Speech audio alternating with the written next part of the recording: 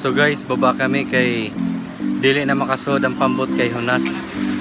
So baktas na lang pasingod sa bye-bye. Kami na ako mga iban ko man baktas pasingod ngadto.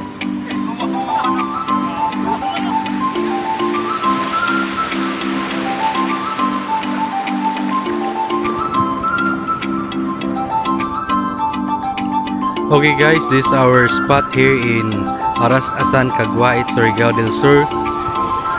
Gitawag ini nila na puting buhangin. And then amo da mga tropa niya di nga di, so wailain amo himon mag-enjoy and enjoy the day. Kaya ini siya na panghitabo kaisa da namo himo sa isa ka tuig. So guys, sa main amor area na gilutuan o gitambayan or istihan para pagluto yay sa bila lamisa, tapos ya di bahay nga din na guba nga didalahan kami kay stay kay ya di kahoy nga di tandong kon magsuga dayawi guys kay waray gid sasaw. So our food, prepare pa sila ng sudan. Shot. So guys, time check 4 PM. Maniod to na kami guys. Toy, dugan yan, Toy. Dugan dagod. Yo, distansya niyo yung operator ba?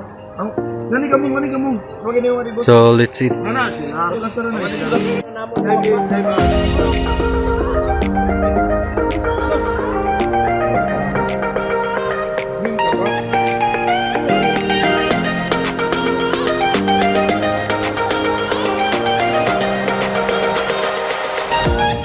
So guys, tapos na yung mga lingon na isla.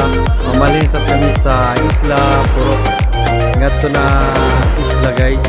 So iba ni kami sa akong pagkat. Mamalin kami ngato kay wara na suga nga di o modugong na. So balikan dan iba na mga kay.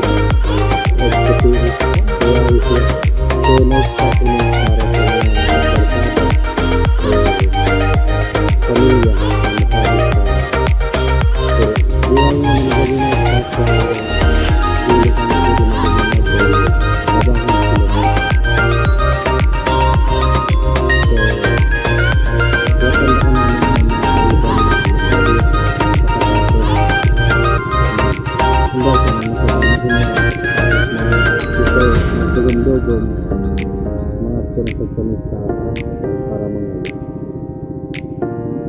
magkumansama lagi yung pagdato ka ng bagay. Nice yan na nice spot. Mas nice ini siya kung mag-overnight ka mo, kaya din ay mga kuwan niya di, kaya di mga baligyana niya, tindahan. So pwede ka maka-overnight.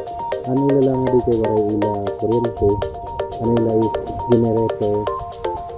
O kung makadi ka mong magdadala mo kami ng 10-50 sa hinuan mo dito, mabutan sa lang mga tao. So guys, yadi na ako mga kaiban yung abot na sa Isla Puro. Ano sago? Shout out. Yadi na sila. Watan na ka naman kung ano yung trip nila para kuhan. So guys, enjoy na mo ang moment na yakaiban kami. Sorry guys.